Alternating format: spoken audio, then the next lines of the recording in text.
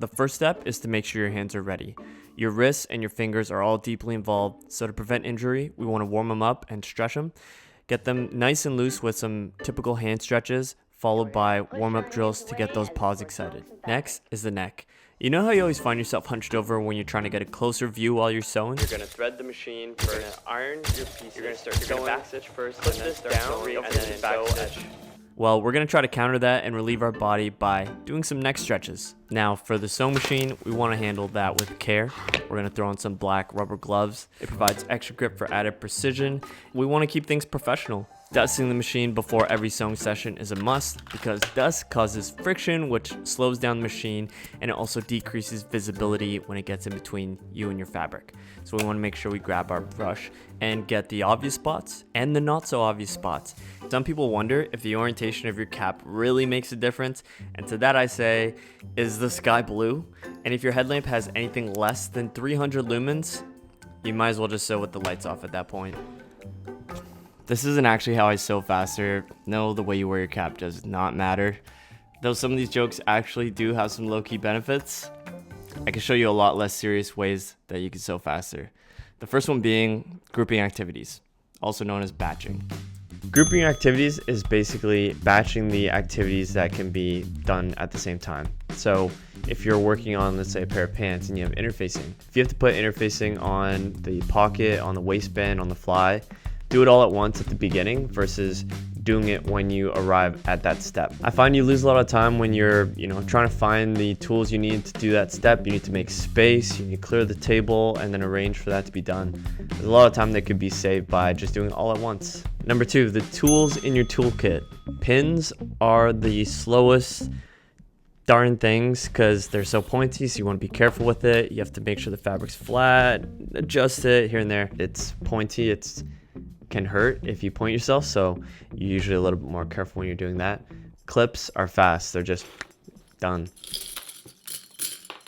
And even faster than that are weights. Drop the weight lightly, delicately on the fabric and cut or join. There are different situations where you can't use one or the other, but in general, if you can use weights instead of pins, do that because it'll make it faster. And you don't need sewing weights. There are other alternatives that you can use at home. I've seen people use plates upside down. That helps. It's a good amount of weight. If you can use certain tools that are faster, that'll help. One set of tools that'll really boost your speed is having rotary cutters and a cutting mat. You'll need to buy both the rotary cutter and the cutting mat together, otherwise you'll damage your desk or get rough cut lines. The mat's also soft so it won't dull the blade. For the rotary cutter, I have a 45mm, which seemed to be the most common size. I've seen 28mm and the 60mm option, but I opted for the mid-size thinking it'll handle most home projects and more. And for the cutting mat, I would say the larger the better, but think about where you'd be able to store it. I usually leave mine on my desk, and I use it as a desk mat too for my laptop, which works kind of nice if you live in a tighter space. Mine specifically is 36 by 24 inches. This is one of the biggest differences that I could feel in my setup. The rotary cutter cutting mat combo is quick compared to something like pinning fabric and then cutting it with scissors, trying to move everything around. This is a lot better. Trust me on this one.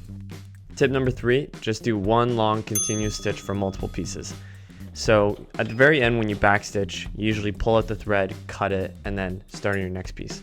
Instead, backstitch like you usually would, pull it out, and then grab your next panel or whatever you have to sew next, line it up, drop the press foot, and continue sewing.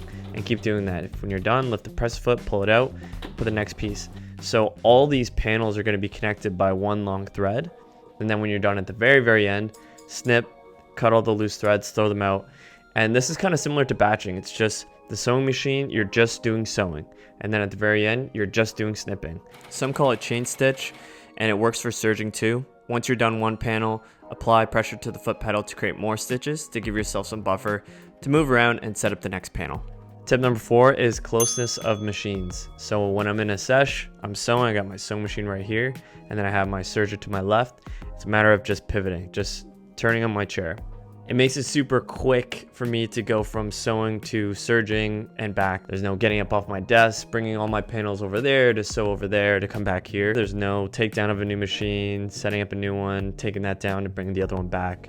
I can twist and I'm already there. I'm trying to shave off seconds, which might be seconds for this, but it might be minutes for a big production. And even a small production, like if you could just save a few minutes every time for a break, it's worth it. And the next tip, pin or clip sparingly.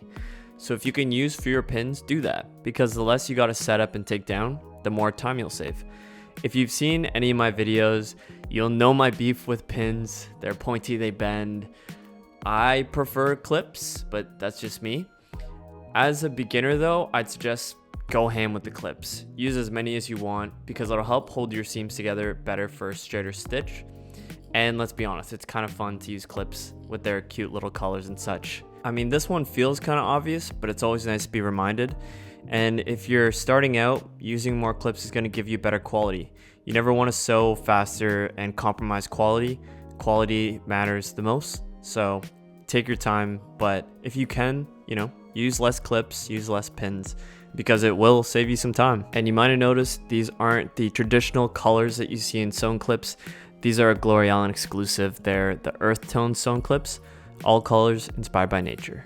The worst part about sewing is when you realize you ran out of thread about 100 stitches ago. The second worst is just having to wind a bobbin and rethread the machine mid-project. You'll lose some momentum there, so if you can and you want to save time, pre-wind multiple bobbins with the same colored thread beforehand. And to be honest, these bobbin sets are pretty affordable. A pro tip when you're buying them, look up your machine and make sure you buy the correct bobbin type, because there's different shapes and sizes based on your machine. So you want to do your due diligence and find a set that's compatible with your machine. And the next tip, and I wouldn't confine yourself to this or limit your creative output because of this, but limiting your color choice. By having the same color, you're going to be changing threads less, and ultimately, the less you have to change your setup, the more time you'll save. This next one doesn't apply to all machines, but some machines have a speed control setting. This one is the 9800C, which has that switch. But if you're a beginner, I'd recommend leaving it on the standard speed before you think about jumping ahead.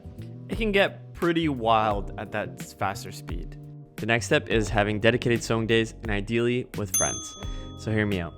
When you're studying at the library and you tend to study better or focus better when you're around other people studying, I'm trying to apply the same concept here, where essentially just being around other people, the presence of other people sewing, makes you feel accountable to your own sewing work. Maybe you're more comfortable doing it by yourself, but also if you have the option to sew with friends, it's a good option to try.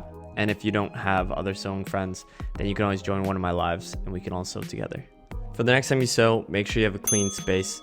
There's nothing worse than trying to find a tool in a messy room, and everyone knows when you're sewing, it can get pretty messy. Kind of like a tornado flew through the room. A tornado flew around my room before you came. Help your future self and keep it tidy. And plan ahead. Staying 2 steps ahead of yourself is always going to help. When you think about what the next step is, think about the step after that.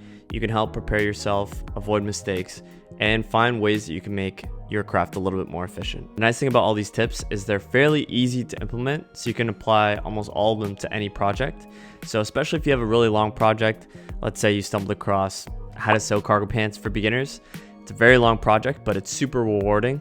And if you're able to make that longer project smoother, maybe a little more efficient, that'll definitely help you in the long run. So those are all the tips. Until next time, peace.